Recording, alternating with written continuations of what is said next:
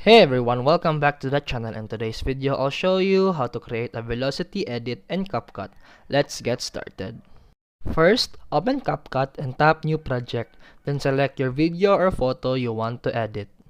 Then tap one of your split clips, then scroll through the bottom menu and tap Style, then select Velocity. Then tap the clip again, then tap Effects, then Video Effects. Then select Blur Shake. Then, still under Video Effect, scroll and apply Edge Glow and Vibration Flash. Once done putting all the effects, this is how it looks like.